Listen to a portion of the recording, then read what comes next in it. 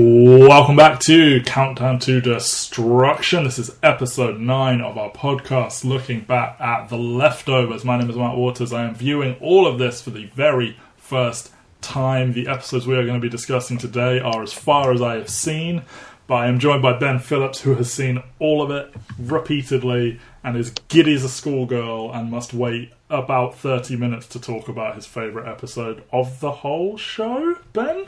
No comment. Okay. How are you, though? I'm good.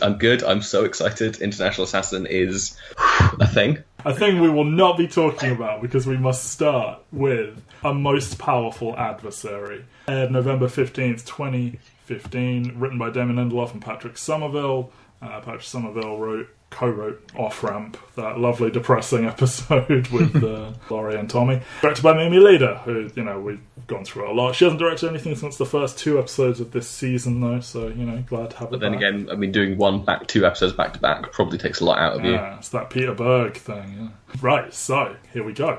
Kevin wakes up alone, with Patti telling him Nora took Lily and has left him. Jill reluctantly fetches bolt cutters, but not before reading a note from Nora that says, "Mary and the baby are with me, don't call."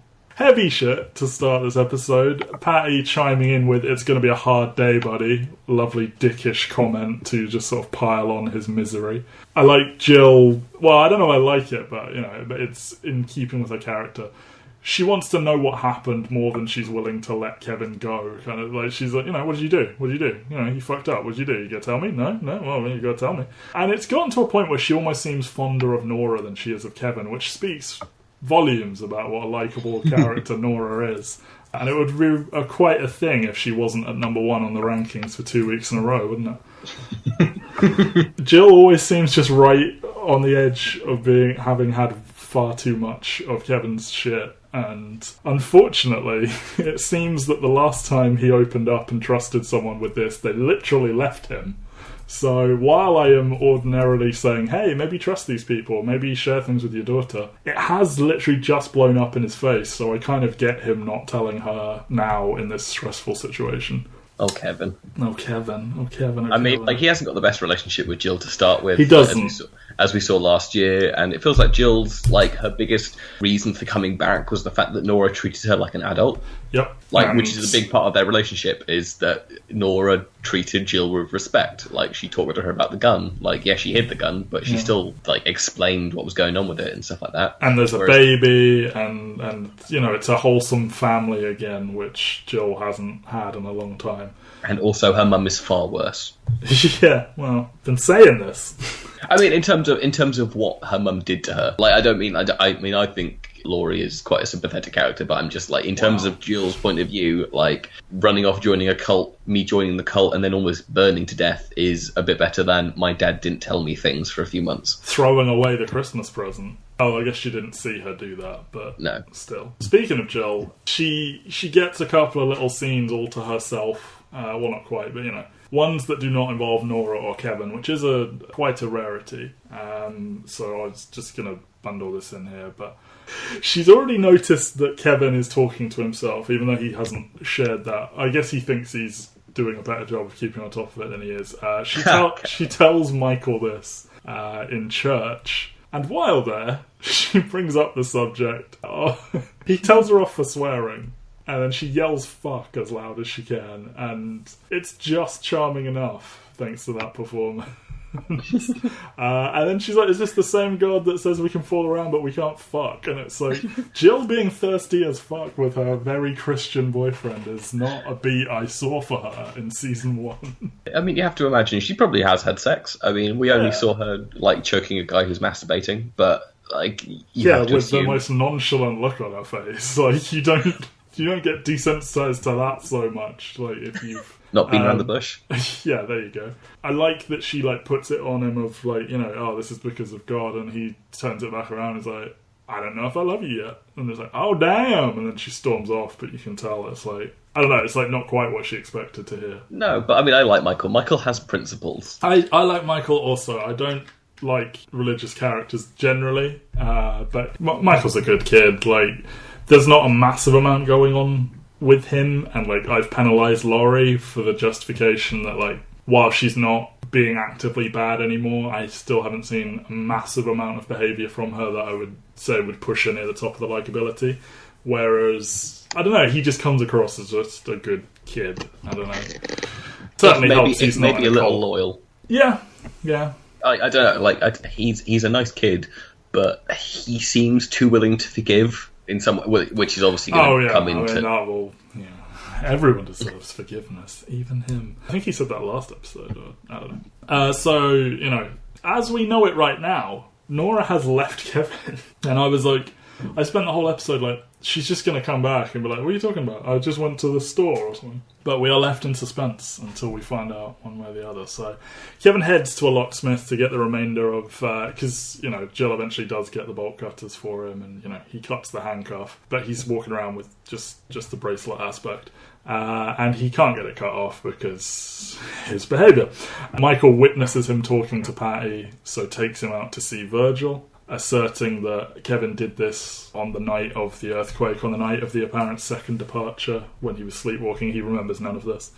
And Virgil tells him if he wants to get rid of Patti, he has to do it on her turf. Namely, he must temporarily die. So,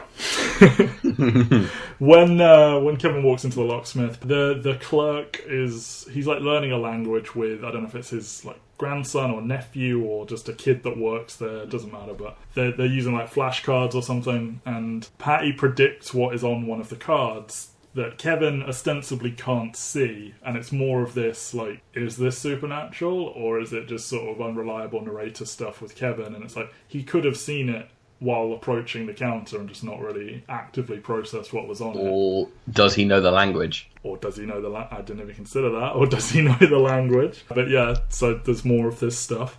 He's like, shut the fuck up to Patti, and it seems like he's yelling at a boy. Yeah, she stood behind the small child. Exactly, yeah. And I love how he plays this, because he's initially like, no, you don't understand, but then he just sort of realises like how it looked to them. He's like, you're right, I'm sorry, and just leaves. And it's just like, oh, Kevin, no, what's happening to you, man? And, he tries to play the whole, I'm a cop, so could you cut this off thing? And they're like, oh, I'm going to need to see a badge. And, I mean, you get the feeling he left all of his cop stuff behind, except for handcuffs and guns. Makes sense. Yeah.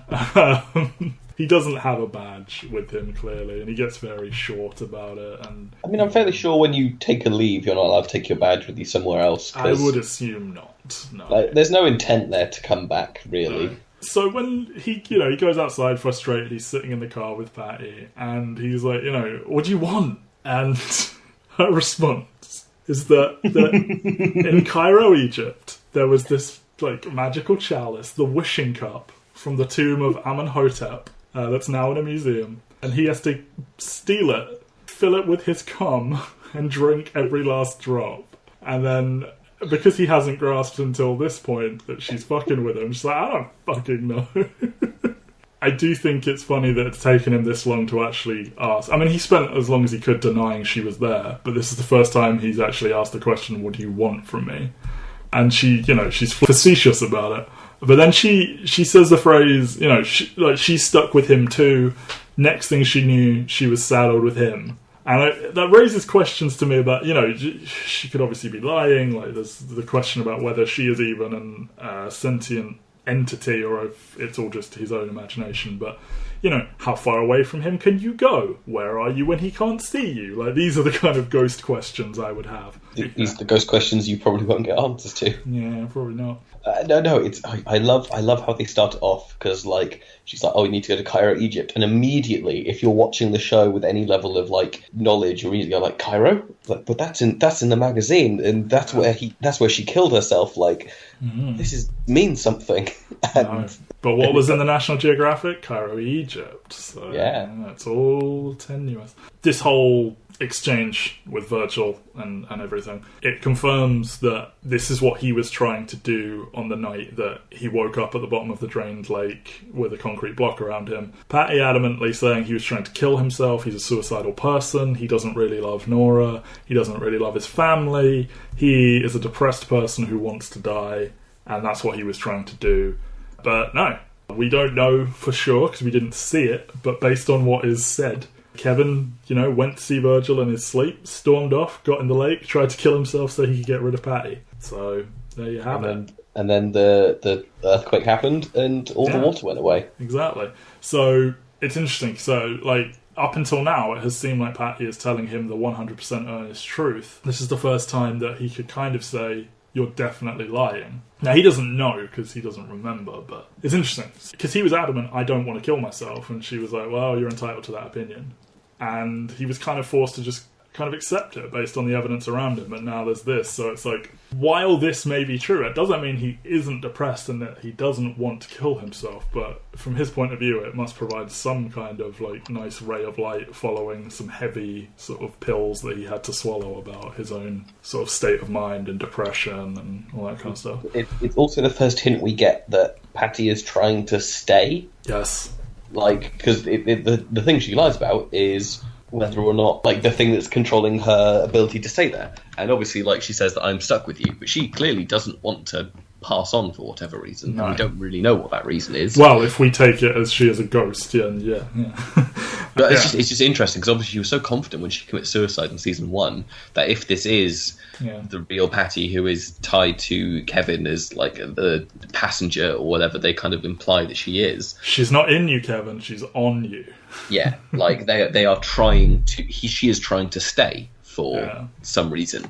So I think it's just interesting that... Well, the way Virgil phrases it, you tried to do this, and then, I think even Patti phrased it as like an act of God or like divine intervention or whatever. A freak thing happened that stopped Kevin from going through with this plan of temporarily killing himself so he could get rid of Patti. And Virgil says, then you have a powerful adversary, hence the name of this episode. He also confirms he too once had a powerful adversary, and it caused him to do terrible things, but he vanquished this adversary of his. And the way he phrases it, he's like, in my head, in my heart, and in that, as he say it, that cursed place below the waist. That cursed machinery below the... That's it. Now, if we start connecting some dots with John shot him, Erica isn't a huge fan. Michael has said how, even what he did, he deserves forgiveness, and he says how, he can never make it right. And then that comment saying cursed machinery like that,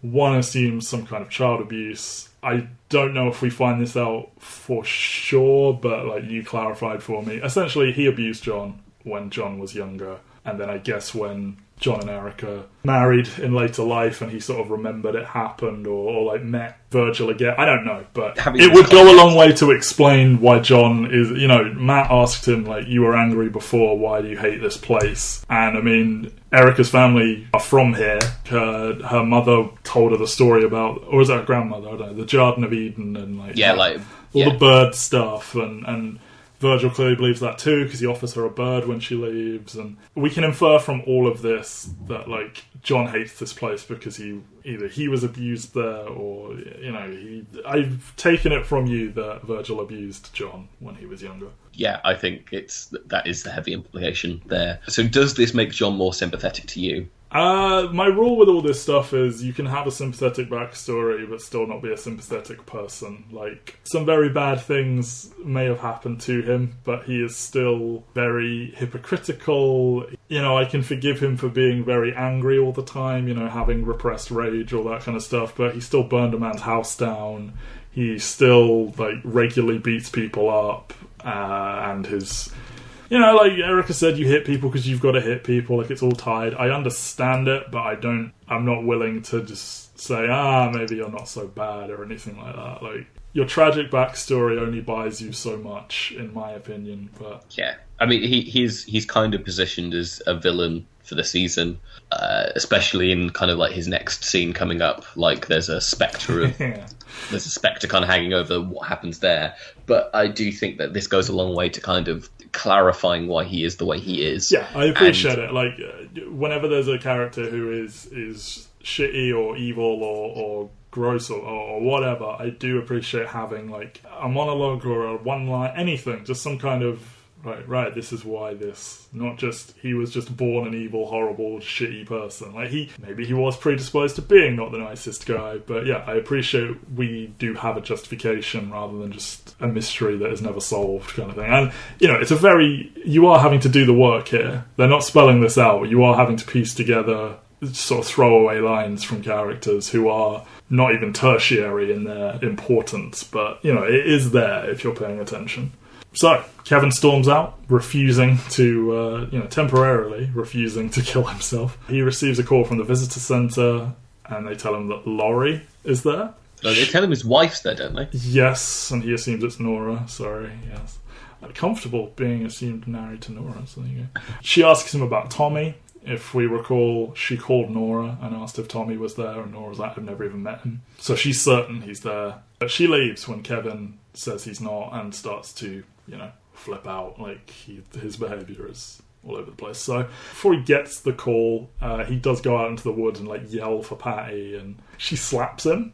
Again... Is she physically affecting him? Is he just, perceiving it on that level? She asserts that Jill might be better off without him. This is now starting to sound less like a person who thinks he's shitty and far more like his internalized anxiety and, the voices in his head and his own internal worries and stuff. She also says...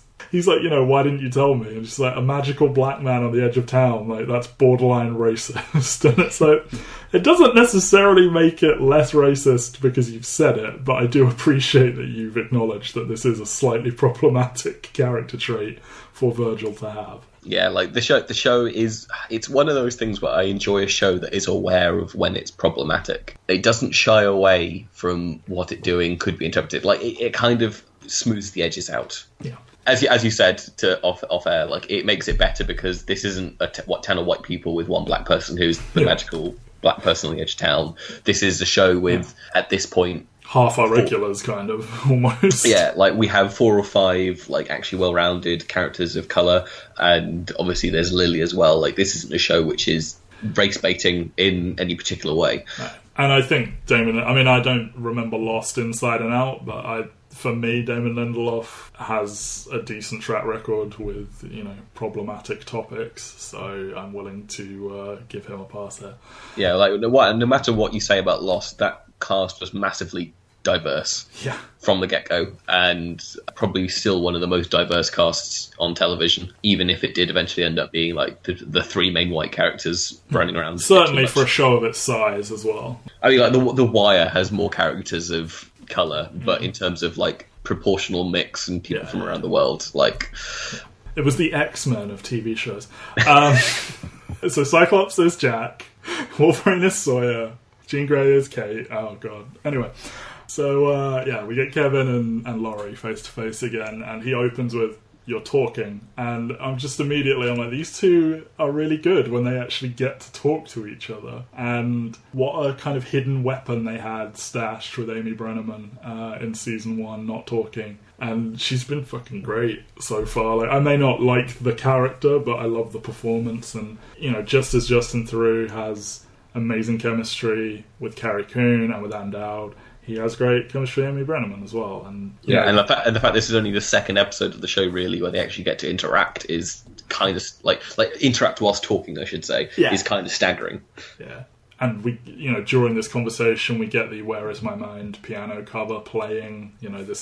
We saw it, the full version that is Kevin's theme for season 2, I guess. It played during his little montage, and then in the Laurie and Tommy episode, the piano version played for her. So while they're talking, I will argue that another song is his theme song, but we will get to that one.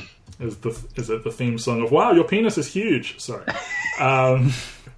Yeah, they're great. I've got to say, because Kevin learns here that Jill and Tommy text regularly, because he's adamantly denying it. He's like, I haven't seen him in a year. You're talking about Jill hasn't spoken to him, and Laurie is breaking this to him. I've got to say, fuck Tommy for disowning Kevin. I understand finding out he's not your biological father. I understand why he was acting the way he was in The Garveys at Their Best. He's trying to reach out to his biological father. There's issues there. But what the fuck did Kevin do, man? He fucking chose to raise you for 2 decades. And at that point in The Garveys at Their Best, Tommy affirmed, he calls him dad. He's like, I'm your father. And he's like, yeah, you are, absolutely. And yeah, maybe that's, because you can't say no, you're not to his face. But what the shit happened between The Garveys at Their Best and episode 1 of the show to make Tommy just completely fucking ghost Kevin. Like, I understand he went through something traumatic, like he witnessed 2 people die and like he left the family, but like he still talks to Laurie, he still talks to Jill, but he won't answer a phone to Kevin. He won't let Jill tell Kevin that he's okay. Like, I both of my biological parents are in my life, so I'm coming from a position of, I can't fully be in these shoes, but from the outside looking in, so fuck Tommy for ghosting Kevin. I mean, my only thing here is like people don't act in rational ways all the time, and yes, can kind of talk about how he's aware that Kevin's been his dad, but I think finding that out and then like the world ending and all these other little things, and like Kevin wasn't good at the end of Garvey's at the best, because like he is cheating on his family and stuff like that, and he watches them all go away, and you have to wonder how much of that was him pushing them away before then. Yeah.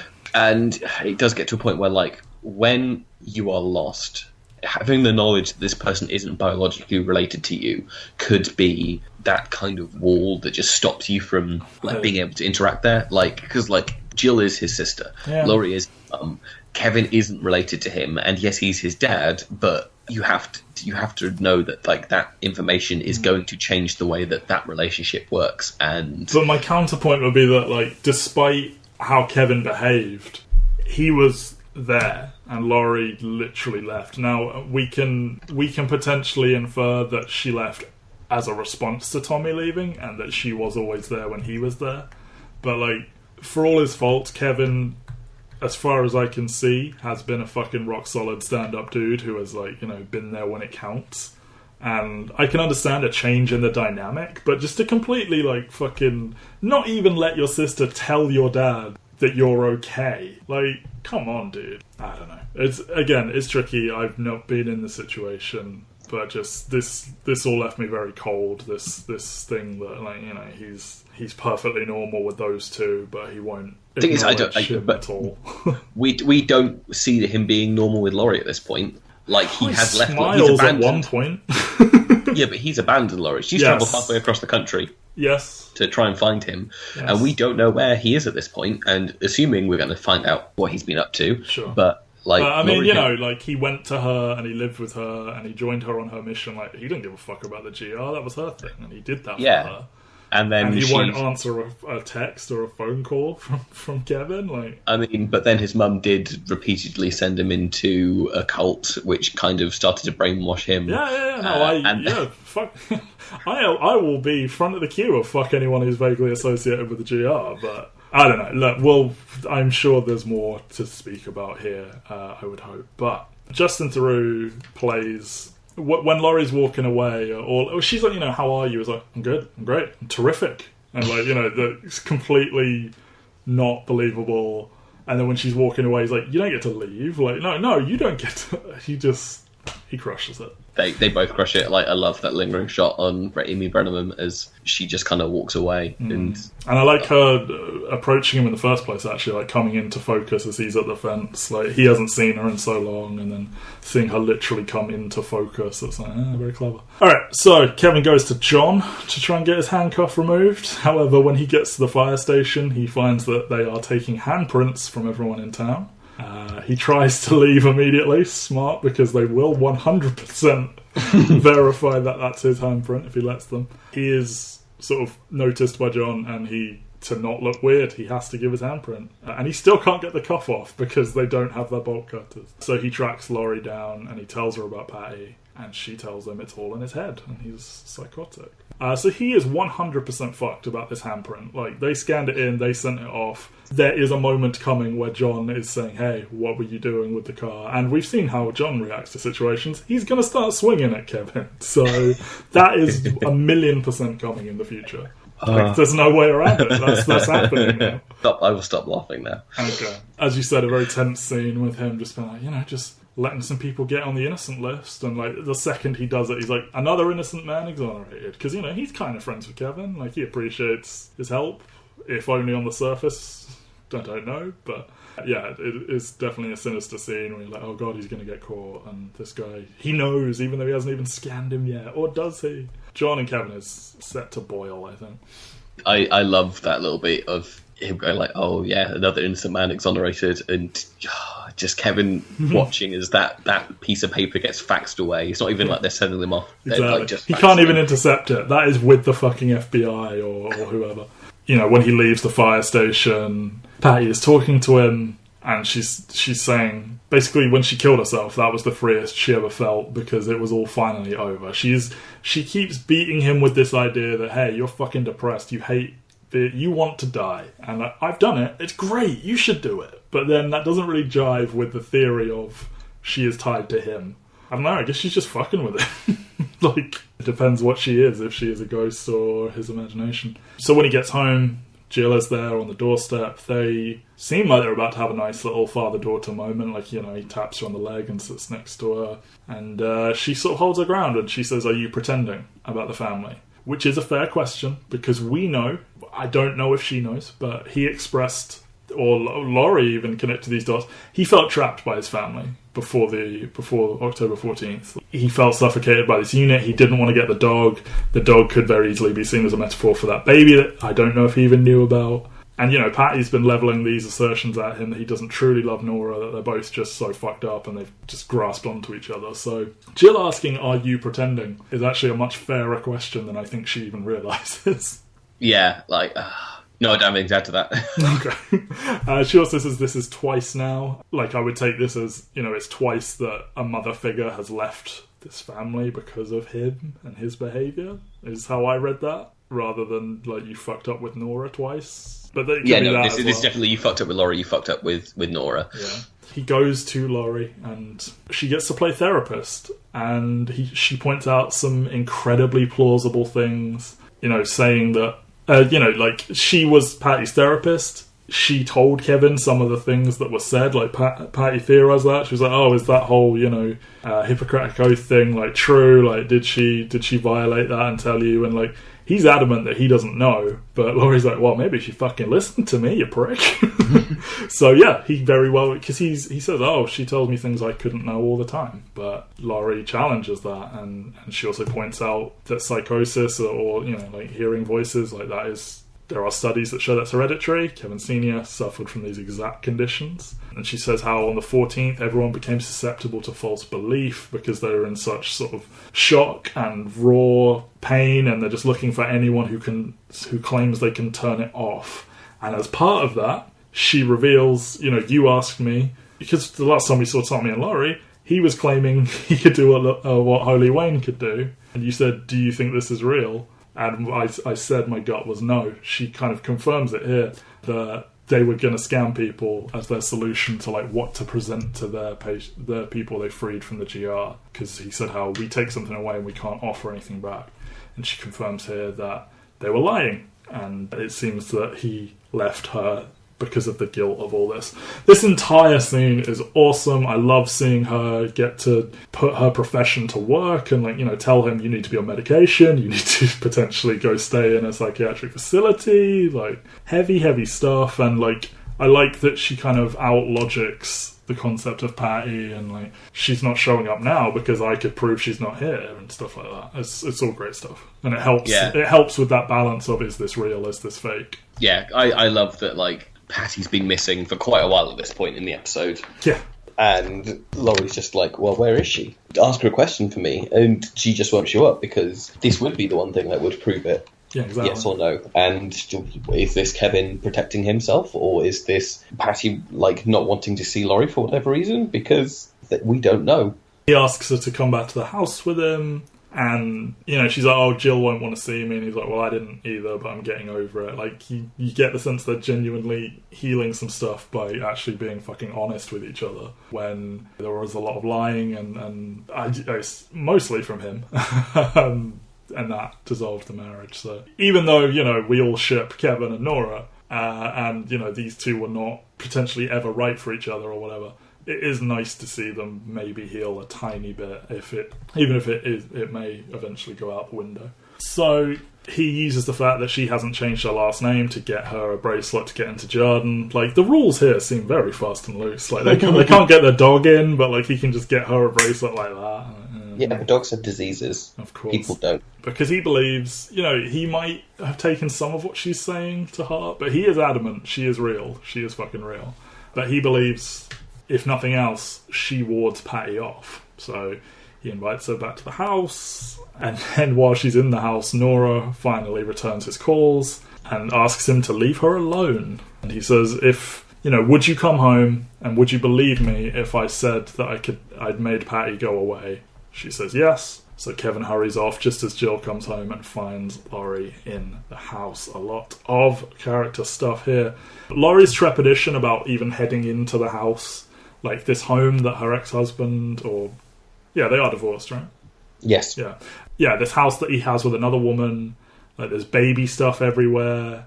When she lost that child, that could have been their next child, and the baby they're using for Lily is clearly older than Lily is supposed to be, so in my head I'm like, and they'd be about this age, but no, it's just a very large baby they're using. Yeah, I think that's all a really nice beat, and Kevin, apologises about the puppy, and again, it's all just nice seeing them, fucking get this stuff out in the open in some ways. And it makes Laurie sympathetic, I will say. Yeah, Kevin gets to have conversations with two of the most important women in his life. Yeah. And then runs out on the third. Yeah. I spent this entire scene assuming Nora was going to come home and find Laurie there, and it would be a whole, what the fuck, buddy? But that never happens. Instead, we get the phone call after, 30 minutes of being completely in the dark about... I mean, saying Mary and Lily are with me, don't call... That is somewhat definitive. But, there was still this chance that it was, I don't know, don't call because we're going... I don't know. But we get the 100% confirmation that she has left him over this. And I love that she points out that there was a note. Because he says, he left me handcuffed to a bed with no key around. And she's like, I left a note. And then it's right there. And it's a sign that says key under pillow. And at the beginning of this episode, when we saw Kevin waking up, Patti was sitting in the chair, and either she's a real-ass ghost, or his sort of level of delusion is so great that he was able to block out this sign in his head that was... But that's the most insane part, is that he couldn't see a thing, or... Yeah. So good. This will be affecting Nora's standings. We'll talk about it later. Honestly, I might be motoring through this just so that you can have your wish of talking about International Assassin, but big fucking stuff here for the end of this episode. Kevin goes to Virgil, agrees to his method, drinking poison. Virgil has said he would administer him with a shot of epinephrine to revive him. Instead, Virgil shoots himself in the head after squirting the epinephrine out on the floor. And the episode ends with Michael carrying Kevin's body away. Yeah, we see Michael earlier. Yes. When Kevin arrives, Michael and Virgil are talking, and it's clearly confrontational, and when he leaves the trailer, he's all like, may God be with you, and it's very ominous, and what a ballsy fucking thing to end an episode on. So speaking of this confrontational thing, was Michael trying to talk Virgil out of killing himself? Was he trying to talk him out of the entire thing, killing Kevin as well? Does he know about the palm print? I get the impression if John knew, he wouldn't just tell Michael and then let Michael wander off. I think if John knew, he'd be the first one to come and fucking tear Kevin's head off. So I don't think it's that. I've assumed it's just, hey, maybe don't kill him and yourself. You have more to live for and stuff like that, blah, blah, blah. Or the assumption that, when we find out what Michael has to do with Kevin, you can see that there's probably some hesitation in terms of... It's a big thing to ask and to go out on a limb about, even for a person of faith. Because is Virgil religious? He seems to potentially believe in things that are not necessarily of a Christian doctrine. I don't know. But they pray together. But I get, you get the feeling this isn't quite the same Christianity that Michael practices. I love Virgil when he's explaining all this. And Kevin asks, you've done this before, right? And he calls the man on the pillar, Edward, He calls him a success story, and I think that's amazing because this man lives at the top of a pillar and sends letters down to people in Australia and stuff. So that would not fill me with confidence. But Kevin is in such a determined place to like get Nora back and get rid of Patti and potentially shut off these voices and all this stuff. When he goes to do it, Patti screams at him not to. And he points out that, like, you know, his father told him that he got the voices to stop by finally listening to them and doing what they said. So this is somewhat strange to me because, I mean, she says at one point, I want you to do it. I absolutely want you to do it. So he does it. But as he's doing it, she goes, Kevin, stop. Like, she screams it. And it's like, what is your MO? Like, you know, as you said, she doesn't want to go, like she's lying about that, but then why, like she just wants to fuck around with him, like make his life miserable, be like, oh no, go on, kill yourself. You get the feeling that like he doesn't want to listen to them, and so when she says, oh, go on, do it, she's expecting him to completely ignore her because like that would be what she wants him she's to trying to reverse psychology him. She's trying to reverse psychology him, and I think like because either she hasn't got to a place where he trusts the voices in his head or whatever, or he hasn't actually done what he needs to do, and getting rid of her at this point isn't what is needed. But like it's one of those things, and there is more to discuss about where Kevin's head is. Yes. Obviously. Where is his mind? I do have one thing to say. What? We have the return of the National Geographic hints in this episode. What have we got? Is it something in Virgil's trailer?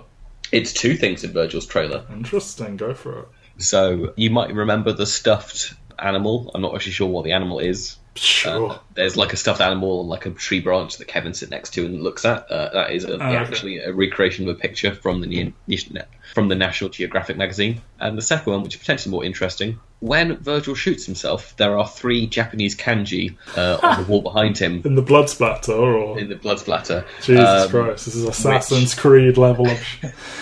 Which refer to an island in Japan called Futagaminjia. One more time. Now, I have been told if you want to pronounce Japanese, you do it with no emphasis whatsoever. You just say it as straight as you can. Okay. So try again. Futagaminjima. I don't know. Futagaminjima. Do we know anything about this place? No, we don't. Okay, well then. So, that's how they end episode 7 of this TV show. The protagonist is dead, and his only means of revival kills himself as well. And it's like, well, you're fucked, buddy. And like, all I could think was, it would be the most Damon Lindelof thing in the world to make this the series finale and make International Assassin the season premiere. Like, this would be a bigger fuck you than the end of season 1 of Lost with them looking down the hatch. That still pisses me off. And you told me that this aired around the time that spoilers for Game of Thrones. Jon Snow died in the season finale of Game of Thrones earlier on in the year, and Glenn on The Walking Dead, I think, died in a mid-season finale around this point as well, or died in quotation marks. So we had 3 major characters dying, but Leftovers did the proper thing of not making you wait. Yeah, I can tell you this right now, in the entirety of this project of watching The Leftovers with you, I have not hit play next episode faster than I have. Like, it was late at night when I watched this one. I know, the exact same thing happened with me. I was like, I'm going to watch one tonight and one tomorrow night. I started watching the first episode at 9:30. It got to 10:30. I had work the next day, and then I watched the final few moments of that and was just like... I think it was like after 11 when I was like, I've got to go to sleep. I've got work in the morning. I get up at 6:30, man. I can't not watch the next episode. They killed the fucking main character. I need to see how this is followed up. I did for a hot minute contemplate making you watch episode 9 first. How were you possibly going to talk me into that? Oh no, they really fucked up. Like, they make you wait a week. Well, it was more for like the idea of the podcast is that you'd be sat here the entire time discussing episode 9, being like, Ben, can we finish this now so I can find out? Yeah, kind of, because I'm probably going to follow this recording with episode 9, so yeah. That will piss you off so much. Yeah, I know who it's about. Anyway, International Assassin, let's do what we came here for. November 22nd, 2015, this originally aired, written by Damon Lindelof and Nick Cuse. Now, I know a Carlton Cuse when paired with Damon Lindelof. This is Carlton Cuse's son, right? It is. He is actually the writing assistant and the kind of like Bible keeper of the entire show. That's a nice job for your son. You know, keep him busy, keep him out of trouble. Oh, and I assume he's a grown-ass man. Yeah. I think I'm pretty sure he's also on the Watchmen crew as well. Nice. Yeah, so that must be weird, writing an episode with your good friend's son. But, I mean, again, TV is collaborative. That we all write all of them, as Dan Harmon said. Directed by Craig Zobel, who did Lens last time. So, there you go. Here we fucking go. Because this is all just... I can't make it sound sillier than it is. A confused Kevin emerges from a hotel bathtub, dresses from a wardrobe containing 4 choices of outfit, receives a flower delivery from a man who promptly attempts to kill him. Kevin defends himself ostensibly by killing this man in self-defense. Doesn't seem that bothered by it. And then he heads out into the hotel to figure out what's going on. So... That's already quite a lot, but let's get into this. So, something to put a pin in is that the TVs flicker on and off sometimes. There's, like, inaudible shouting. That happens. The wardrobe is labelled, know first who you are, and then adorn yourself accordingly. His choices of outfit: a priest regalia, GR outfit, a suit, and a police uniform. Now, he puts on the suit, and it becomes clear with the title of the episode, and even more clear when Virgil straight up says to him, "Isn't it obvious from the way you're dressed? You're an international assassin." Deadpan.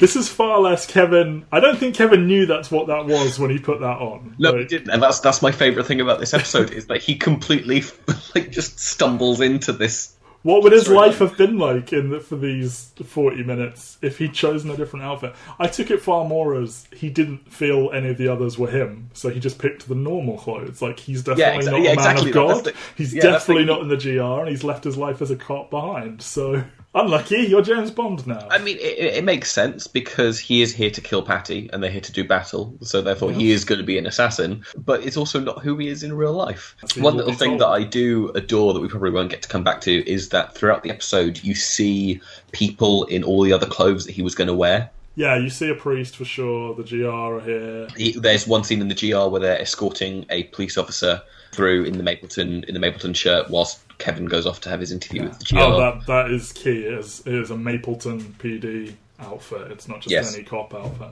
And then it's weird because they make a big point of panning to a nurse. They do. Outfit. I really didn't get that. I think it's part of that thing where it's like there are other stories going on in this hotel. Like this hotel. Welcome to Karma Hotel. Welcome to Hotel California. Like, it's all very strange. And it's just one of those things where, like, I'm pretty sure they probably should have had like a nurse outfit to kind of like complete the whole thing. Yeah, that's what I assumed. I was like, well, I'm waiting for something to drop here. A nice touch is when Kevin returns to this room later and he opens that wardrobe. There is just another suit. The other 3 outfit options are gone, which is a nice little touch. Like, you are locked into your choice here. When he tries to pay, this flower delivery guy, he goes into his wallet and all he has is euros because he's an international assassin. Nice touch. Doesn't change his money at the airport. No, fuck that. I love that he's immediately a more competent fighter than he's been so far. Like, it's a thing I keep pointing out that I like, that he's actually not all that physically capable when he tries to fight people. Like, he falls over a bit. He doesn't... And all the fighting, really. No one's been, like, a badass, except maybe Kevin Sr. But yeah, I like that to go with this motif. He seems like, you know, he can handle himself now and all that stuff. You also get an awful lot of naked Kevin. Yeah, you do. Those tattoos, I believe to be real. Justin Theroux, life choices. That's 2 Damon Lindelof shows with protagonists with real-life bad tattoos that everyone assumes are part of the show. They never mention them in the show in The Leftovers, though. Respect. He bandages his cut hand, put a pin in that. There's also, as he's making his way down to the lobby, fire alarms keep going off throughout this episode. Again, put a pin in it. Put a pin in every goddamn frame of this episode, I guess. So yeah, he's directed to the concierge when he asks, you know, who sent these flowers up and tried to kill me? The concierge is Virgil, who pretends out loud to not know who he is, but writes a little message, you know, meet me in the garage in 5 minutes. On his way there, he encounters a young girl, face down in a swimming pool. He saves her. And then when he meets with Virgil, Virgil's like, you're an international assassin. You must kill Patti, who is a senator running for president. You must do it without hesitation when given the opportunity. Again, a million other things going on within that. There's a bird flying around the hotel. I was just about to say, there was a bird flying around the lobby. I took this to be evocative of Erica's buried birds. If we assume this hotel is limbo or the afterlife or something of that nature, I took it to be... Because this bird eventually gets killed. I took it like, if it hadn't, then it would have been one of the birds that she dug up and was alive. But that's what I took from it. Anyway. I think that's a very astute observation for what that is meant to symbolise. Yes. Because obviously, like, at that point, Virgil says, I hope no one gets that bird. Yeah, exactly. At that point. And because he's aware of, like, what happens to birds and stuff like that. And Indeed. Yeah. So I kind of want to cut forwards and back, but when he meets with Virgil again, he's explicitly told don't drink the water. And the only thing I could really think of here, I mean, the most obvious thing is holy water, but that doesn't really fit. I just took it as like the old thing with like sailors out at sea giving in to the temptation of drinking the water. They go mad, they lose their purpose, that kind of thing. Yeah, there is a Greek myth or something like that, isn't there? Like where if you drink water, you lose your memories. Of course. That rings a bell now you say that. But, let me look that up. Yeah, fire that up on the old Google. The Lethe or the Leth. Yeah, if you drink from that in Hades, then you lose your memory, and they're kind of like you going forget for that. What you were there for. And okay, that is a big thing here. Don't drink the water. So massive spoilers. This little girl is Patti. Yeah, I know. Was her jumping in the water her attempt to make Kevin lose this game and drink water because he has to dive in there to get her out? And that's how I took it, that she was deliberately trying to get him to drink water. Because do you think she's playing a game? Kind of, because she goes along with him at the end, and I know we're jumping. But after a lot of obstacles have been thrown in his way and stuff, and there is heavy implication that like she has some kind of sway here that is greater than she should. You can take it the other way. She's trying to kill herself. Because she doesn't want to be there anymore. Yeah. Like she is very accepting of Kevin at the end, and it's kind of like more of a I don't want to be here, but I'm scared to leave here kind of. Well, yeah, and especially we are presented with a man that is... I'll try and keep this spoiler. I mean, I say this, we are doing these assuming everyone has watched at least these episodes. I mean, if you're listening to this podcast and you've not seen this episode, turn this podcast off and go watch this fucking episode. Sure. Because... Well... I do not think there is maybe one episode of television, possibly two this decade, that's been better than this episode of television. Well, for the sake of like the continuity of like taking the story as we come to it, a man is ostensibly presented as her father, and he is very aggressive towards Kevin when he saves this little girl, and he shouts at the little girl. When you find out who he is, that makes sense. So yeah, he goes to his meeting with Virgil. He says, you've got to stop thinking in such straight lines because she surely will not be. Like, she'll be thinking in spirals and zigzags and helixes. And I like that line. I thought that was good stuff. Because Kevin's trying to make it a straightforward dot-to-dot logical thing of, I drank poison and now I'm here. It's like, yeah, don't be stupid about it. Like, the rules don't apply here. And he explains the plan of, like, there's going to be a gun taped to a toilet tank. They'll search you. You go in, you get this, you do it. And I love that this is indeed the plan from The Godfather. Because, that's what Kevin has internalized as machismo and cool and assassinate. And he raises the logical question of, hang on, what are you doing here? Like, if I killed myself and I ended up here, what are you doing here? And he says, atoning. Now, I think he did mention that he would need like a spirit guide or whatever when he was explaining this whole concept to him. So it makes sense that he would temporarily kill himself as well. But who would wake him up? Maybe Michael.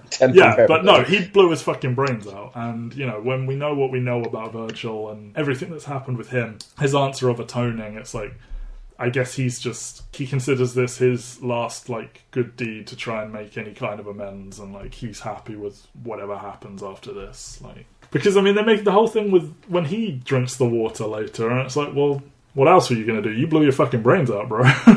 Yeah. So this is where we kind of get the first inkling that every single person that we see here that we know is someone who has died. Yes. Or is in some way incapacitated, because... Yes. So far, we've seen Virgil and we've seen Patti, who are both categorically dead. We haven't seen Patti. Well, we know we've seen Patti, but yeah. Yeah, we've seen Kevin, and there's another one. Let's do this. There's three more. Yeah, Kevin is ambushed by the GR and given a lie detector test by Gladys, another person who's dead. After he gives answers they're satisfied with, he returns to his room and he sees his father on a TV screen who implores him to get her to the well.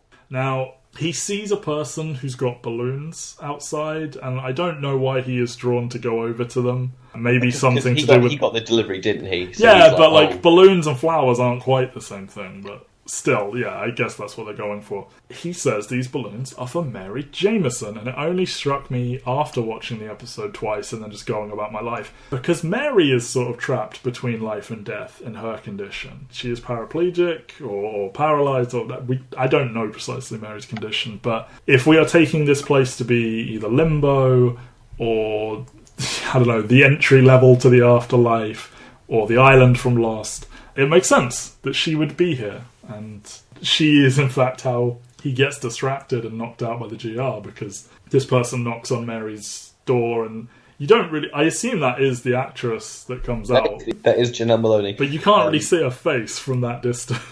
So. They are desperately trying to fit her into every episode they can, so she can do little bits and pieces. Yeah. I love the balloons say it's a boy, so we get more pregnancy stuff. Okay. I didn't even notice that. Well done. Good stuff. So this interrogation scene, it has a very... Well, they start with what's your name, and he's staying under the hilariously bad alias Kevin Harvey.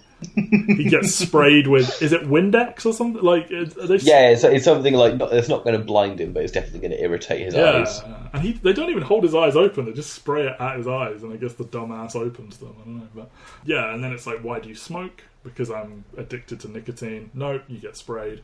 And then he says, I smoke to remember that the world ended.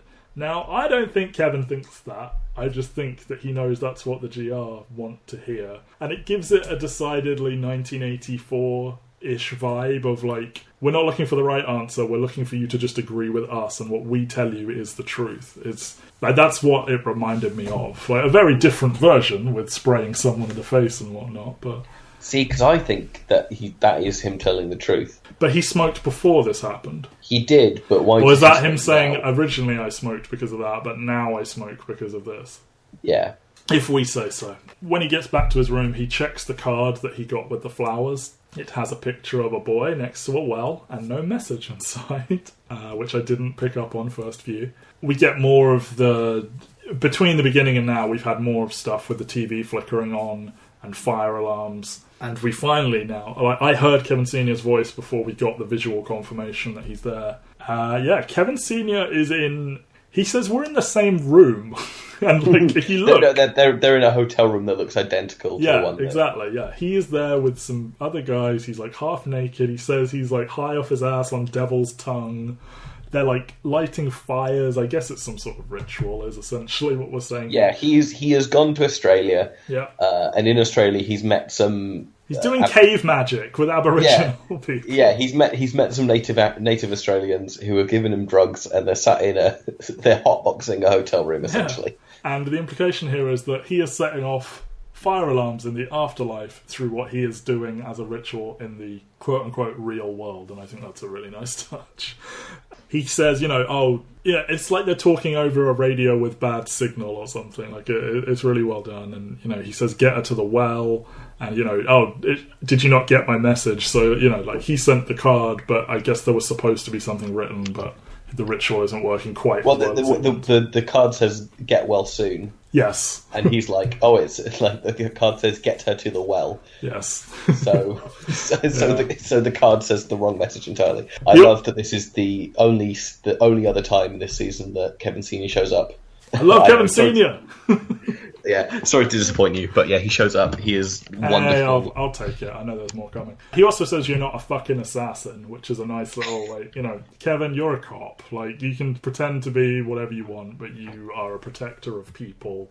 Well, I assume he means you're a cop, rather than, Kevin, you're in the GR. And just to excite you, we will be returning to this Okay. this conversation at some point in the future. If he tells him he's a fucking priest, I'm gonna lose my mind. You're a man of God. You're chosen by Jesus. You are part of his army to fight the damned. The Kevins say "I love you" to each other, which I don't know if it's the first time in a long time, but it is played as if it is the first time in a long time they've said this to each other, and they're just, given everything Kevin's been through, because you get this sense that like he makes himself be tough with his dad because he's like, I can't deal with your bullshit, which I guess I chastise Nora for, but whatever. And this just feels like an honest, raw moment. It's the little like revelations. Like, there's a lot of honesty in this episode. Yeah. It's like the face Kevin makes when he says "I love you" to his dad is the same face he makes when he says that he smokes to remember. It's this kind of like internalized, like, oh, I do love him. Oh, I am doing this for this reason. Like, there's a surprise there almost.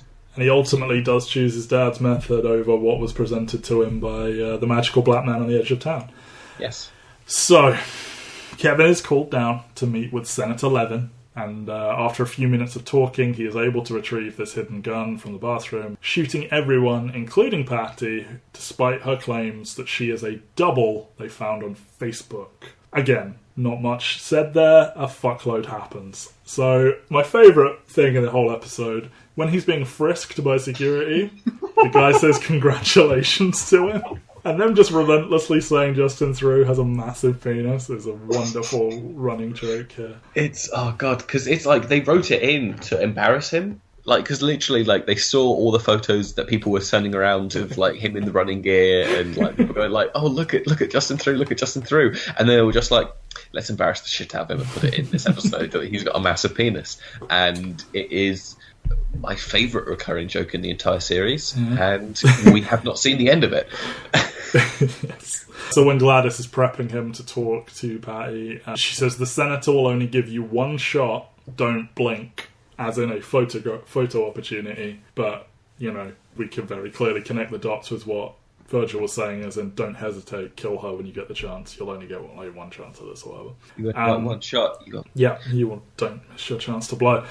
When he first tries to go into the bathroom, who is it occupied by but Holy Wayne, who says, I feel like I was sitting on the toilet the last time I met you, and as we know, he died on the toilet talking to Kevin. I'm very glad to see Patterson Joseph back. I get the sense this is definitively the last time, but I'm glad he is here for more than just that quick cameo appearance in a YouTube video. Like, it's good stuff. And he drinks the water. Gladys offers Kevin water, and he offers Patti water, and both of them turn it down. But that's a lovely little moment of her saying, like, I don't touch the stuff. I never touch the stuff. Yeah. As if, like, it's whiskey or something. Yeah. Nice to see Wayne there in the, what a charismatic actor who should have even more opportunities. I love the little beat where, like, he stops Kevin outside the bathroom and you think he's going to say something and he's just got this, like, weird faraway look, and then you realise he's listening to... Copy that. She's right here. Come on.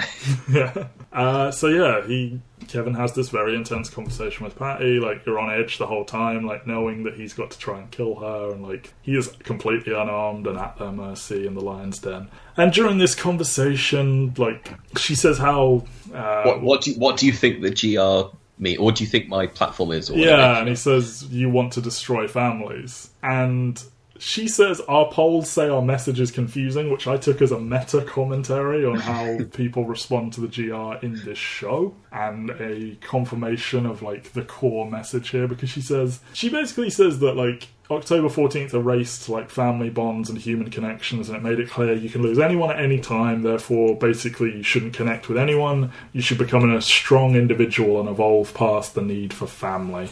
I disagree, but at least it's a, like... more coherent message than we've gotten so far.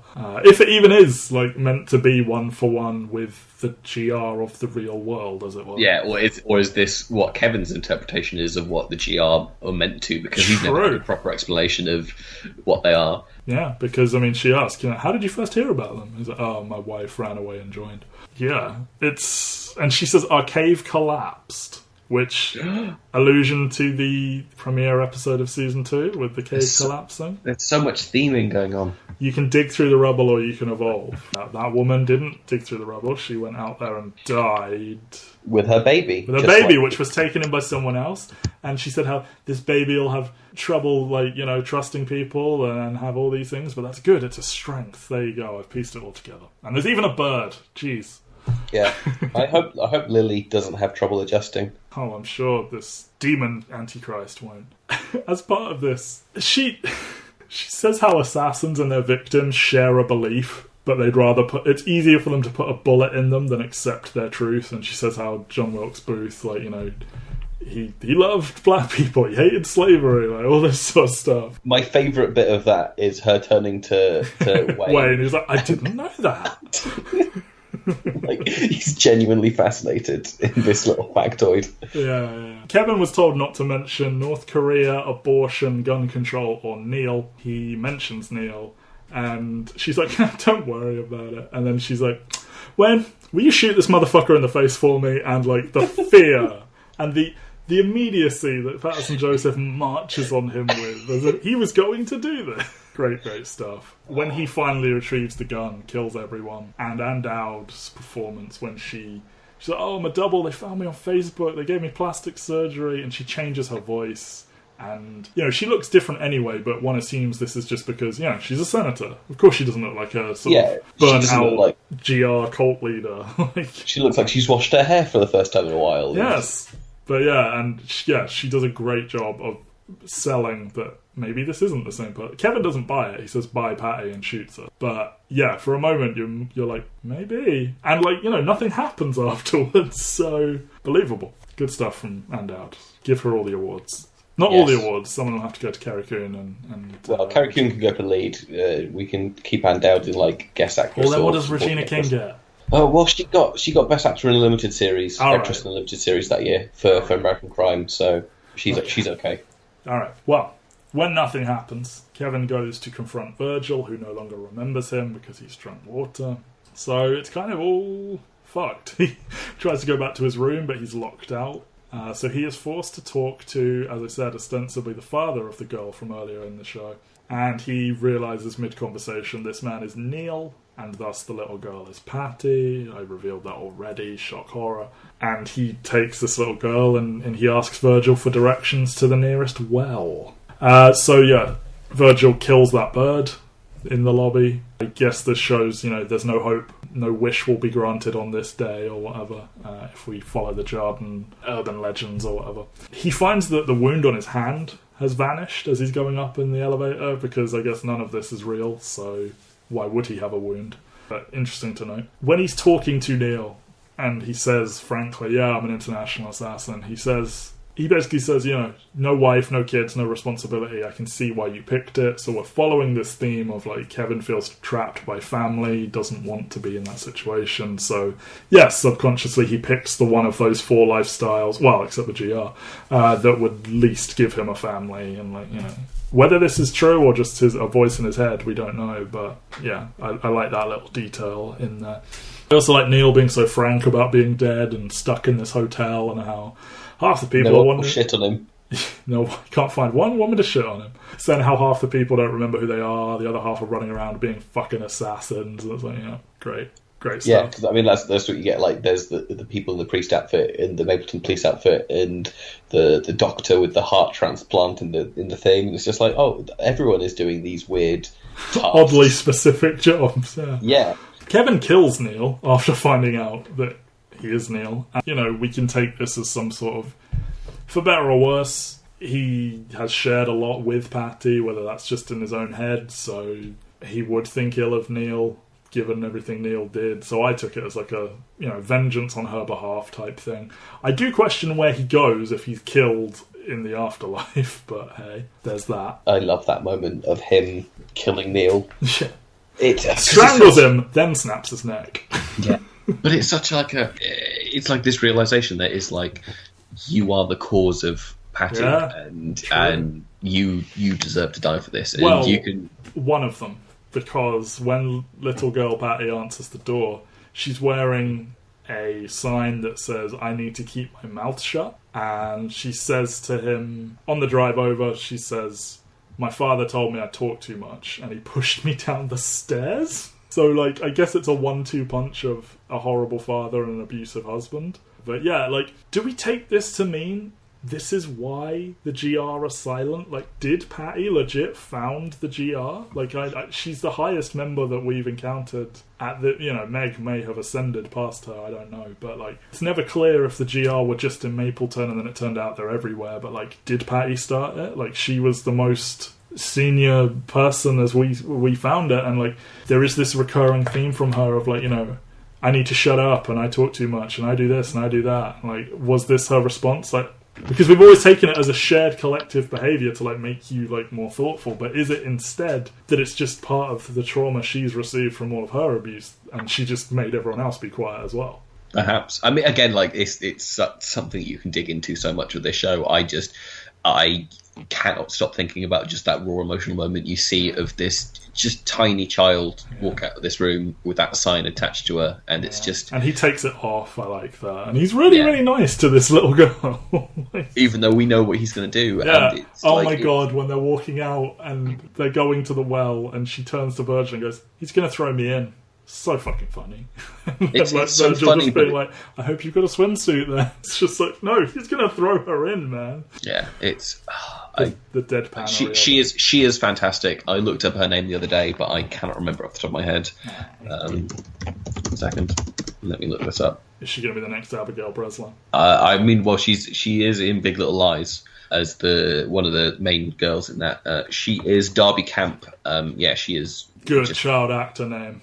Yeah, she is just wonderful. Because the thing is, like, you're acting against some really good actors in this show, and she gets to carve out her little bit, and it's just wonderful. And both Patties in this episode are fantastic. Yeah. And it's not for long, but the bond between adult Kevin and child Patti is magically played, I think. Yeah. This man has chemistry with everyone. It's suspicious. Anyway, so they arrive at the bridge into Jarden. Kevin is ambushed by an Australian man who ties a noose around his neck and offers him the opportunity to hang himself rather than go ahead with his plan to throw Patti in this well. But when Kevin endeavours to carry on, the man whispers something in his ear. Now, St. Peter at the gates, but Australian? I don't know. We see a row of these nooses that are over the edge. Do we see bodies? But I don't know. No, we don't. We just see the ropes. We don't know whether everyone's done what Kevin did. Exactly. And Kevin's like, "Why would I?" And he's like, "Because you don't want to kill a child."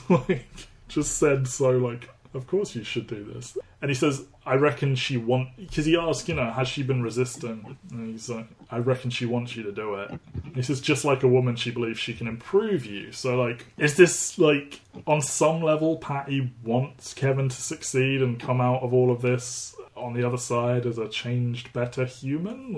Or has this man just got some internal issues? Yeah, a very strange scene, a very mysterious man who I want to know a lot more about. I want to know what he said to Kevin. You are not allowed to Google. I won't. Who the actor is. Kevin says none of this is real. He says, "Friend, this is more real than it's ever been." So, yeah. I also completely missed it out. But on the way over, young Patti is reading to Kevin and she stops and is like, "Am I talking too much?" And he's like, No, keep going. And it's I like that he's giving her this... he's trying to discourage her from all the stuff, and we'll see a lot more of it right now because carries Patti to the well, and then after a little tearful conversation, he pushes her in. So nonchalantly. Yes, so nonchalantly. And he's feeling sorry for her, and she's listing all the things that her father and Neil have said about her. It's I'm fat, I talk too much, yep. I'm stupid, it's just this long list of just... he's stop, and no you're not, and she's like, "Would it help if I close my eyes?" It's nope. And it's hard. He feels sorry for her, and in this moment, she is presenting a horrible person as an innocent child is it's a trope, but I think it's really effectively done here, especially with her saying such horrible adult things. Yeah, she's listing this massive long list of abusive language, and you just kind of want to go this is the ultimate.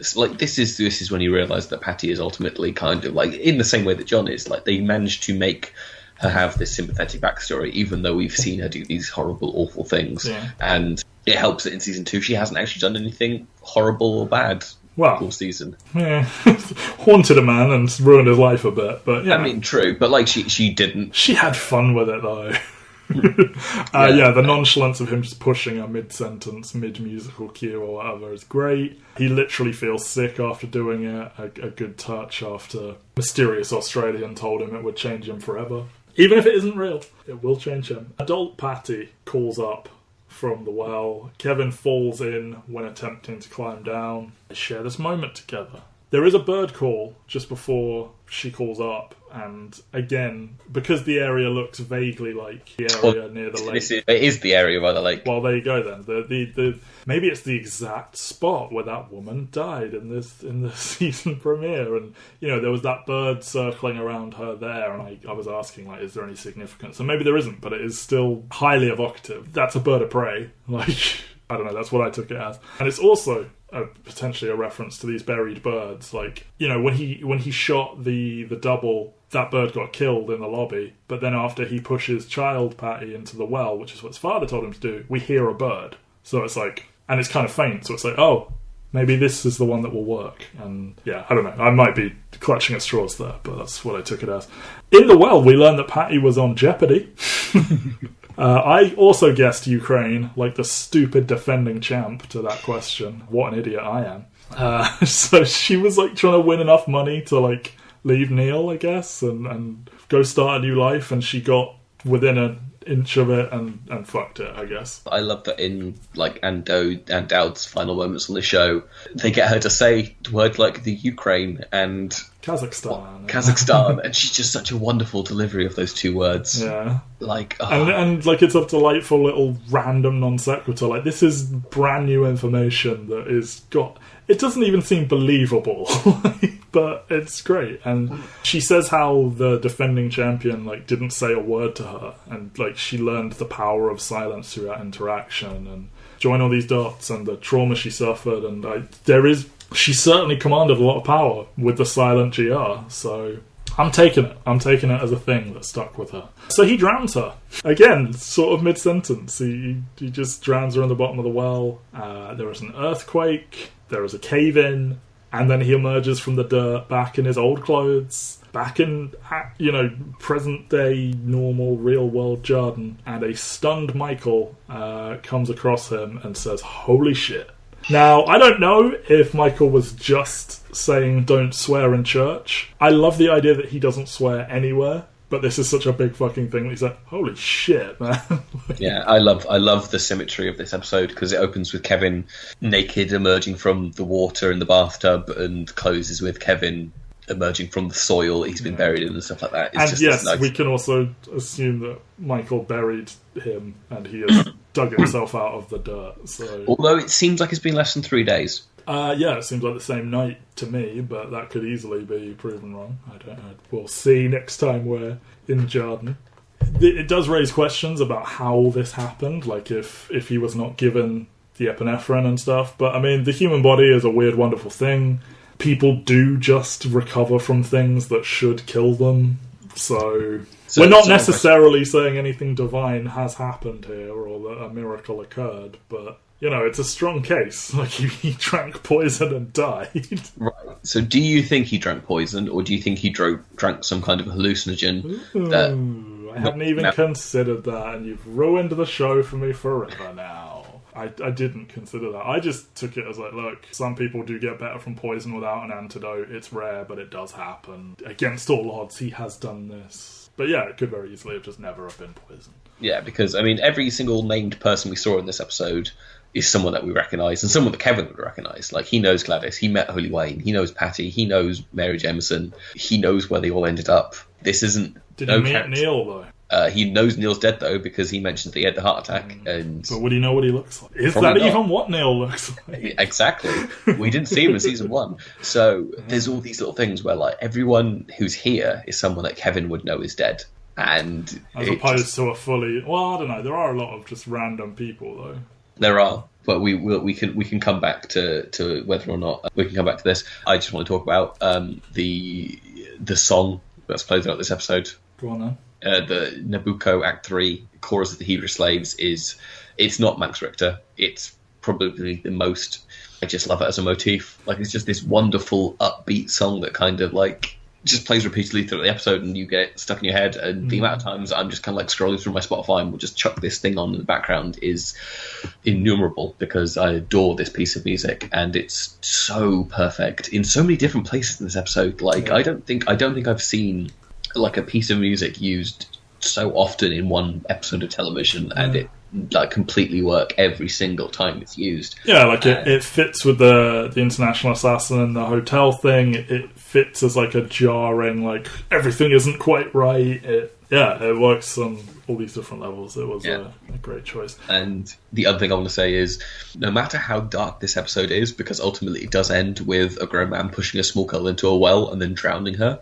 And then emerging from being buried alive. Yeah, it is so funny. Yeah, it is. It's farcical, and they're having fun with it. And like, I can just imagine the actors of this show getting these scripts and be like, is this the right thing? Like, we're going to be doing what? Just imagine Justin Theroux receiving this script after like that intense scene where he commits suicide, and then it's just like, here you go, here's your episode 9 script. He's like, what? I don't even have to cry. No, you do have to cry, but I mean, you get to do some secret agent shit first. Okay. Yeah, it's just like this sounds like the most fun writer's room, because there's just so much. And what a response to like Kevin's very dark arc, you know? Like, why don't we represent this as a fun little hotel mystery, political gangster, like conspiracy, and then like some weird cult horror thing with the bridge, and you know, it's completely deserted, by the by. Like, darkness, fire, it seems like the whole town has been... Are there other cars on that bridge? I think that there's burning trash cans. It seems very apocalyptic-y, and, you know, Jordan is deserted, or... I don't know. It's all very... They hit so many beats. They do a lot of stuff they haven't done. They bring back Patterson Joseph. Like, Ann Dowd gets to do this whole senator shtick, and then she gets to do the I'm just an actor thing, and just great. Yeah, this is one of my favourite episodes of television ever. I remember watching this for the first time and just being like, my mouth open and just laughing at just how confident it is, because like watching this week to week, you just weren't expecting this. Like, season 2 already up to this point has been a massive improvement over season 1, but then for them to do this, it's NBC wouldn't have let them do this.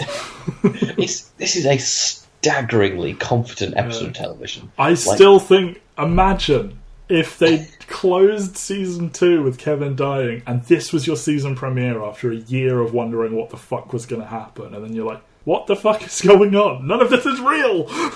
Yeah, it's a wonderful piece of television. I think there are episodes that come close to this, maybe exceed it, but this is the first time I saw this show do this level of or portray this level of confidence, and it's the one that's going to stick with me. It's why, like, when you talk about Community, Modern Warfare is normally the one that a lot of people will say is their favourite episode, even if there are episodes later on that are probably better, because Modern Warfare is that first taste of how insane that show can be. On a complete tangent, every time I've shown someone who's never seen Community, Modern Warfare, thinking this is a really easy one to just get into, they don't love it. But when you watch Community straight through and you get there, you're like, fuck, this is good. I don't know what it is. Because like, when you show someone an episode of television and you show them the one that's off format, they don't know that it's off format. They're just watching it going like, this is what the format is. But then when you watch it and you realise you've sat through, like, you couldn't show this to someone as their first episode of Leftovers, because they think, oh, the show's normally like this. Whereas true. Watching this episode after watching 17 previous episodes, you kind of realise, oh no, this is the show doing something completely fucking insane. This is your reward for watching Matt get completely shit on and stuff. Alright, let's rank some characters. Again, based on likability, not based on acting performance or anything like that. Do we want to add Virgil to this list? Considering like we had Kevin Sr.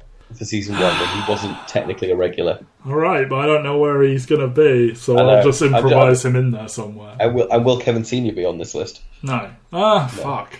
No, it's like, that would be like putting Hailey Wayne back, because he's back here. Like, he never should have been on there, but I put him on there because he was around a lot. Like, Kevin Sr. was kind of around in season 1, and then I dropped people the week after their last appearance, so that's why Kevin Sr. was on earlier this year. Look. Okay. I'm probably not going to do Virgil, but somewhere in the middle, let's say. Well, I don't know. He was a paedophile. Speaking of deplorable humans, Meg at number 12, rapist, leader of the GR, hypocrite, selfish. I know that next episode is a Meg episode, so can she go to minus, like even lower than the lowest spot? I don't know. We'll see what happens. John, number 11, despite, as you said, there's some sympathy being derived here that, he went through something unspeakable. Burns people's houses down, assaults people, very much established as a hypocrite last week. Very violent man. Erica was going to leave him, and I now think more highly of Erica, so I trust that judgment. So number 11. Number 10, Tommy. Potentially loves his rapist. Sympathises with the GR a little bit. Went along with lying to people about this Holy Wayne thing and, ripping people off. And, Wayne was probably doing that too. Maybe Wayne was delusional and genuinely believed it. I don't know. But yes, Tommy knowingly lied to people. And also really didn't sit well with me, the whole thing with him. Just the way that all that stuff with Kevin that we talked about before. Laurie, up at number 9. She was part of that plan with Tommy, so that's a major bad point. She potentially caused the death of that family, but there is a lot more to like about her in these episodes. Well, I guess the one episode she's in. So I'd potentially even put her above Matt, who I had to the next step up. Matt continues to be what Matt is. Like, for every winning quality, there is something at best incredibly naive, at worst actually quite ugly about his character. We've seen him snapping and doing this and that and the other. So despite generally being a very good person, there is a lot to not like about Matt under the surface. And I guess that's the point of the character. Mary, number 7, true neutral, can't go up or down. If she starts doing full talking, I'm willing to commit one way or the other with her. Erica, all the way up to number 6, redeemed greatly last week. I don't remember how high I put her when we were actually talking about that episode. Probably lower than this somehow. But yeah, that conversation with Nora was great. I've thought about that a lot since watching, and I like Erica a lot more now, even if she does silently or otherwise kind of go along with John's stuff. I don't know, she dropped some heavy truth bombs last time, and I appreciate that about her. Patti, number 5, dropping below Kevin. Still a fun ghost, but far more outwardly antagonistic this time, and potentially even established as a demon or some sort of haunting spectre, for realsies, rather than a fun ghost, an actual malicious entity of some kind. I mean, obviously tremendous performance here, and even with a child actress, which is part of the character, but she was real bad, Kevin. Kevin, potentially an all-time high in terms of sympathy, with what all the shit he's going through and all of his behaviour. But I mean, he does shove a girl in a well, but he is utterly convinced this isn't real, despite he feels sick afterwards, but he knows that this must be done and whatnot, and he's really nice to that girl before he kills her. Michael, number 3, good Christian boy. Nothing really to not like about him other than that he is a Christian. I'm surprised that you haven't dropped the number 2 character even lower, to be honest. Yeah, it really doesn't sit well with me that Nora, number 2, left Kevin for being mentally ill. I know she went through the unspeakable horrors of the multiple departures, and it's potentially all happening again, and she's left with Mary because Matt has turned himself into a pariah and all this, but she responded to Kevin finally coming clean and confessing and going to her because she's the only one he can trust with it by just walking out on him. And Nora, that's not the wonderful sweet angel I declared you to be for months and months now. Yeah, maybe even number 3 for Nora. Maybe Michael's up to number 2. Oh, Nora, you've fallen so far. Jill, number 1. A bit petulant again here, but not in a season 1 way, in a fun and understandable way this time. So, wow, Jill, I don't know if she was ever right at the bottom of the list, but I fucking hated Jill, and she's now managed 2 straight weeks at number 1. So there you go. That is Matt Waters' assessment of the likability of characters. Is it a consistent scale? Fuck no, it's not. Kevin got all the way to the bottom of the list once for shooting dogs, and that's all gone now. So I mean, I love your interpretations of characters, but now I feel like it's a good time to check in with your overall feelings on what's going on. Now we're 2 episodes away from the end of the season. Well, Kevin is 100% going to be found out by John. Throughout that entire afterlife thing, you completely forget about that. But when that dude emerges from the dirt, there is going to be a reckoning with John. Matt's whole ominous thing of like, you and I will speak again, like, I have to feel that is going to pay off. It may be season 3 before it happens, I don't know, but I figure the final episode will be some kind of like Kevin, Matt, John, Erica fiasco.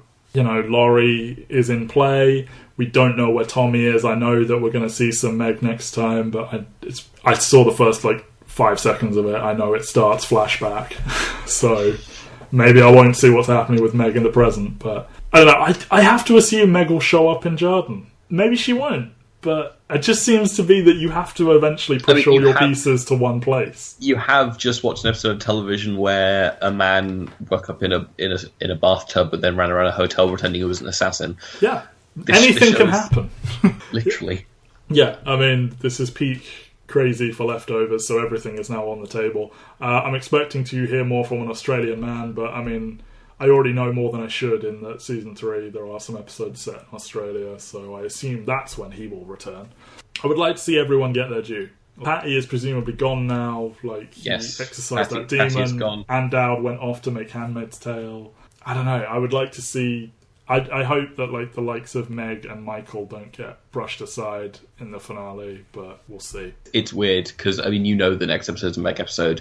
The finale, going into that finale episode, there's so much they had to do, and I'm not going to say whether or not they succeed or not, but there are definitely a lot of cards on this table, and like, I mean, you could do a whole episode with Kevin's reaction to coming through the other side of that. Like, I mean, you have to remember, we have to have some kind of conclusion to what's gone on with Evie. Yeah. Like that. I would love for Evie to show the fuck back up or something. Like, that would be great. I don't think it's going to happen, but it's just weird that like this whole season, like, that was the running through line, and then these last 2 episodes, like, that's just gone pretty much. Like, we've had the scene with John getting Kevin's handprint, but that was the through line for like a lot of the early part of the season, and I figured they would squeeze so much out of that. Like, here's this ongoing mystery: were these girls like kidnapped? Did they depart? Is the departure a thing that can happen again? Like, yeah, and I have to assume we're all building to that big giant thing. You know, we saw Kevin Senior. I'm not saying Kevin Senior did this exact thing, but he went from a person that was hearing voices and not really able to cope and was at a point of being like locked up, to he got a lot more like upbeat and collected and stuff, and I hope we see something from Kevin, because, you know, Justin Theroux is playing all that sadness really well, but I would like to see Kevin get a fucking win, you know, and like take charge of his life again. Fingers crossed. We will hopefully find all that out next time as we finish off Season 2 of The Leftovers. Exciting stuff. Like, we went from I'm never going to watch this show, Ben, to I'm about to finish Season 2, and then Season 3 is even shorter, so we're on the home stretch. We only have 5 episodes left. Oh, man. How sad. Well, we will cherish every one of them. This now with important news. Okay. Justin Theroux and Tessa Thompson will be voicing the leads in the Lady and the Tramp live-action remake Disney are doing. What the fucking... I mean, cool, but what? They just can't. EnterTheRealWorld.com, Michael Matt on SoundCloud. I am befuddled and bamboozled and perplexed and other words. Ben, you're going to have to say goodbye, because I'm furious right now. Goodbye.